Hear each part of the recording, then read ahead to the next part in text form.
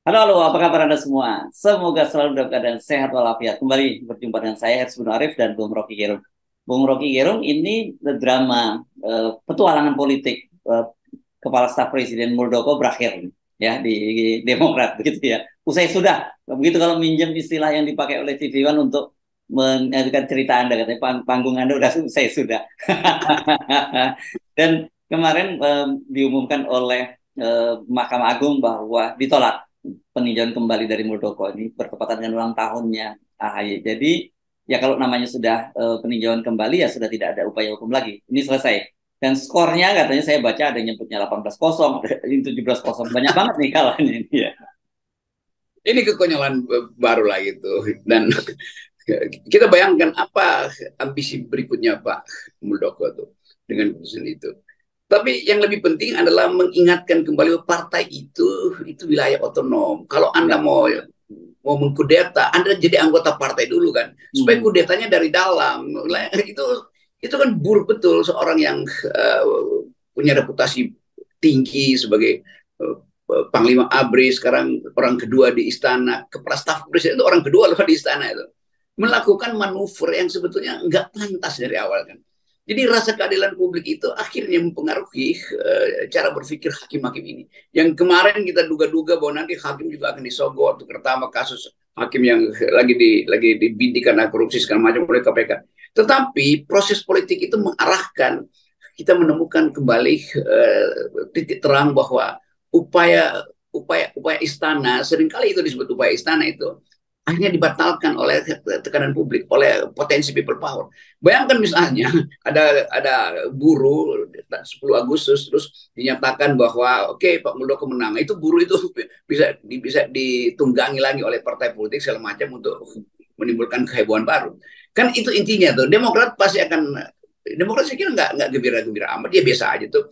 Karena buat AHY ini adalah ujian bagi dia, mampu nggak dia mengendalikan partai itu di tengah-tengah badai serbuan dari istana. Kan itu intinya kan.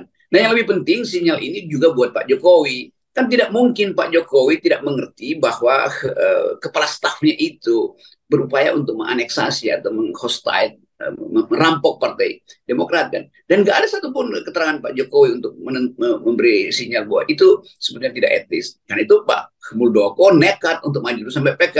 Lain kalau Pak Jokowi misalnya udah bilang itu kepala staf, udahlah stop aja tuh. Tapi kan akhirnya Pak Muldoko juga jadi alat dari ambisi Pak Jokowi. Kira-kira begitu, ini logika hipotetik saya kan. Hmm. Kenapa? Karena Muldoko itu kepala staf itu di bawah presiden. Dia melakukan manuver politik berbulan-bulan, bertahun-tahun, udah keberapa nih skornya udah 19-0, tapi masih berupaya lagi untuk mencari jalan hukum kan. Dan diupayakan supaya jalan hukum itu terbuka tuh, untuk kepentingan Muldoko. Tapi itu juga orang bertanya, buat apa Muldoko mengambil alih Demokrat? Masih ada upaya untuk menghalangi Demokrat masuk dalam kompetisi pemilu berikut. Kan itu hanya itu dasarnya tuh. Ya, ya, ya. Jadi kita mulai lagi dari prinsip bahwa kalau Pak Muldoko itu nggak pernah punya kartu anggota, ngapain dia mau ambil alih sesuatu? Itu namanya rampok namanya kan. Ya, ya, Kalau ya. dia punya kartu anggota, dia punya hak konstitusional di dalam partai untuk deal atau bikin gugatan ke mahkamah partai. Jadi hal yang simpel pun Pak Muldoko nggak paham. Nah karena ketidakpahaman itu Pak Muldoko selalu datang dengan politik yang sifatnya fisik itu. Gue pasang badan, saya akan ada di paling depan. Kan nggak bagus begitu. Jadi ada waktu Pak Muldoko untuk mengendapkan kembali apa namanya itu gengsi atau ambisi Anda tuh. Supaya orang lihat Muldoko itu pernah memimpin TNI, pernah ada di kabinet, pernah ada di apa namanya think tank negeri ini yang disebut Lemhanas. Kan itu pentingnya tuh. Kan sebentar lagi Pak Muldoko jadi orang biasa dan orang akan ingat oh Pak Muldoko ternyata punya ambisi juga. Nah, sebetulnya ambisi itu adalah imbas dari ambisi Pak Jokowi. Itu sebetulnya dari kalangan akademis. Tapi kalau dari kalangan rakyat kita akan lihat Pak Muldoko sebagai orang yang rakus kekuasaan. Jadi ini kritik saya pada Pak Muldoko, bukan kritik secara pribadi, tapi kritik untuk memulihkan kembali seseorang yang selama ini terlibat dalam kekuasaan, tapi kemudian muncul ambisi-ambisi yang aneh itu. Oke, saya kira ini harusnya udah selesai di sini berhentilah ya. Mestinya ini tahapnya Pak Muldoko kontemplasi gitu. Jangan kemudian melakukan manuver-manuver politik baru lagi. Kalau ke Demokrat sudah tidak mungkin lagi karena sudah PK gitu. Tapi apakah mungkin melakukan manuver politik baru lagi yang saya kira pertama itu tidak baik buat Pak Muldoko sendiri, dan kedua itu bagaimanapun karena posisi beliau sebagai KSP tentu akan menjadi tambah beban buat Pak Jokowi juga. Ya, saya coba kita bayangkan misalnya di istana hari ini nih, dengan keputusan itu yang pasti udah bocor mungkin 2-3 hari sebelumnya tuh. Ya. Staf kepresidenan akhirnya terganggu emosinya kan. Hmm. Jadi kerjanya juga terganggu karena psikologinya nggak dapat, vibes-nya kalau kata anak muda, vibes-nya nggak ketemu tuh. Maka mulai terjadi kasakusuk tuh di situ, ini kenapa begini ini. Jadi Pak Muldoko masuk kantor dengan wajah yang murung akhirnya, dan itu mempengaruhi kemurungan deputi-deputinya. Kemurungan deputi-deputi mempengaruhi kemurungan stafnya, segala semua orang di KSP itu kan akhirnya seperti nggak mau saling menegur karena tahu lagi berduka kan. Di kedukaan itu juga menyebabkan emosi atau energi bangsa ini untuk mengaktifkan pelayanan publik itu terganggu. Kan KSP tugasnya melayani publik. Oke, nah kita lupakan episodenya Pak Muldoko ya. Saya kira karena sudah usai sudah upaya dari Pak Muldoko. Tapi yang kita lihat justru sekarang dengan keputusan ini artinya kan Demokrat ini fokus menghadapi pemilu dan juga pilpres sekarang ya, Bung Rocky. Ini daftar calon tetap bisa segera dibereskan ini di KPU, karena kan kemarin-kemarin mereka masih bingung nih. Jadi nggak nih nyalek kan gitu kan? Karena kalau Pak Muldoko yang menang pasti semua diganti itu caleg-caleg yang ada. Sekarang selesai. Nah ini persoalannya sekarang Anies. Dan Anies saya kira juga dengan cara begini ya dia ada kelegaan gitu. Karena bagaimanapun juga utuh nih partainya. Tinggal sekarang bagaimana lebih pada persoalan internal partai kan begitu. Dan Pak Mahfud MD pun juga menyatakan, nah itu kan jangan lagi ya, ada dua soal nih yang saya sampaikan. Jangan lagi ada anggapan bahwa pemerintah campur tangan dalam urusan Demokrat ini gitu. Kemudian publik juga harus tahu bahwa Presiden Jokowi tidak pernah menghalang-halangi ini melalui Demokrat. Itu yang disampaikan oleh Pak Mahfud MD. Ya, itu cara bersembunyi ya dalam kalimat oleh Pak Mahfud.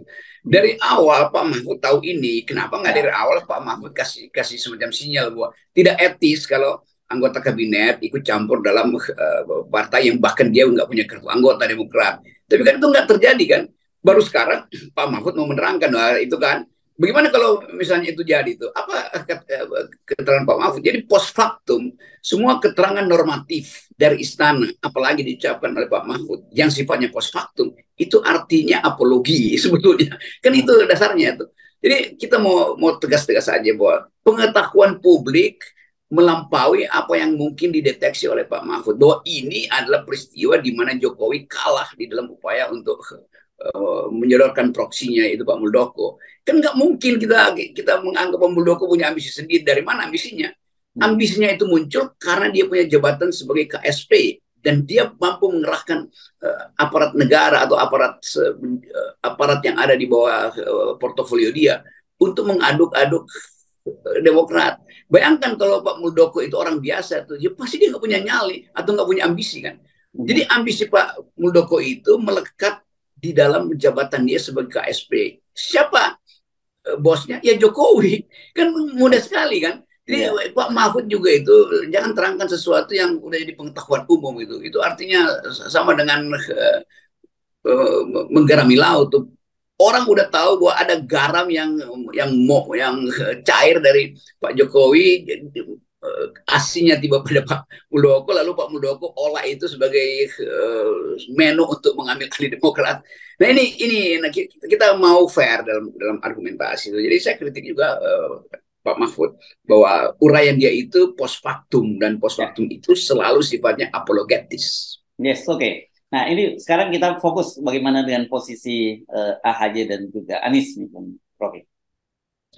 Ya akhirnya kecemasan sekarang pindah pada Anies kan. Kan Demokrat udah oke, itu udah partai yang utuh, nggak mungkin lagi diakali oleh istana. Maka Anies mestinya lebih utuh lagi untuk memilih seseorang yang dari awal merupakan partner yang paling masuk akal untuk mendampingi Anies, yaitu AHY. Kan itu dasarnya kan. Tapi sekarang kalkulasinya apa? Oh, masih ada soal Nasdem. Jangan-jangan Nasdem juga lagi diincar untuk diambil alih dengan modus seperti Muldoko. Tuh seseorang mungkin akan dibawa ke situ.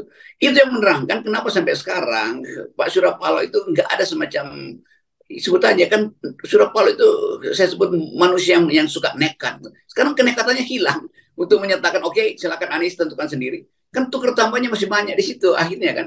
Dan sayup-sayup kita dengar bahwa oke, ada kecemasan Surya Paloh kalau AHY, atau sangat mungkin juga dari awal kita udah hitung bahwa profil Pak SBY itu akan sangat kuat kalau Anies jadi presiden, AHY jadi wakil presiden. Kan itu sejarah udah begitu, faktanya udah begitu. Jadi nggak perlu halangi lagi itu hanya dengan alasan bahwa nanti Pak SBY yang profilnya lebih kuat. Enggak, rakyat tahu bahwa Pak SBY memang nggak mungkin melepaskan AHY itu bondar mandir sendirian kan.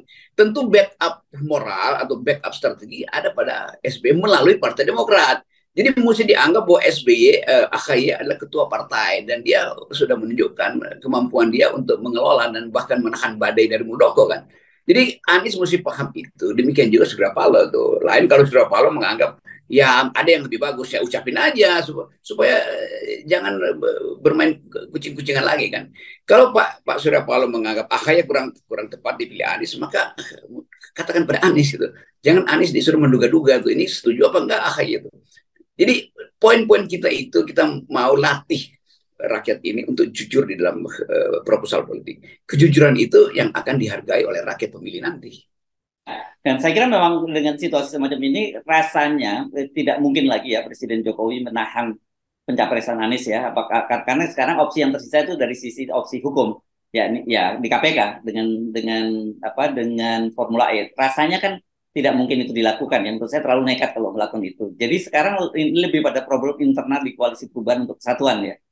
Betul, itu problem antara ya gampangnya problem antara Surya Paloh dan SBY lah kalau mau. Ya, ya, ya. Jadi kombinasi Surya Paloh, SBY dan Jokowi karena tetap ada pertemuan-pertemuan yang Oh, ya, ya ya. mungkin itu semacam courtesy meeting atau courtesy call antara Surya Paloh dan Pak Jokowi, yang Pak Jokowi pasti akan terus memantau siapa yang potensial mendampingi Anies. Kan itu sudah terucap kan Oh, ya, ya, siapa ya. sebetulnya. Jadi sebetulnya secara tidak sadar Pak Jokowi menganggap ya udah kalau akhirnya dia nggak bisa tentukan atau tidak bisa mengatur koalisi perubahan ini, ya udah biarkan aja itu diputuskan internal kan. Jadi Jokowi juga pasti akan menyerah gitu. Karena Pak Jokowi juga ngerti dia nggak mungkin terus-menerus ada di dalam wilayah abu-abu, dan itu yang memungkinkan kita menilai pasti Pak Surya Paloh juga menunggu sinyal dari Pak Jokowi. Boleh nggak wilayah abu-abu atau harus dibersihkan wilayah itu tuh. Tetapi orang tidak peduli itu. Orang mau tagih apa yang dijanjikan oleh Pak Surya Paloh bahwa semuanya saya serahkan pada Anies Baswedan. Udah saya selesai. Yang kedua, setelah Anies Baswedan pulang ibadah haji akan diumumkan. Nah sekarang udah mau ibadah haji berikut nih. Kalau apa namanya kegiatan-kegiatan kerohanian, umroh segala macam juga mulai berlangsung dan orang masih menunggu kapan ibadah haji, kapan atau umroh kapan yang harusnya jadi momentum itu. Momentumnya hilang. Nah itu juga pertanda bahwa Nasdem itu lama-lama kehilangan reputasi dia tuh. Dan kalau disurvei mungkin berkurang juga pendukung Nasdem karena menganggap Pak Surya Paloh itu kok tidak decisive. Baik, terima kasih Bung Rocky. Sampai ketemu lagi ya, tetap 0% ya. Ya, salam akal sehat.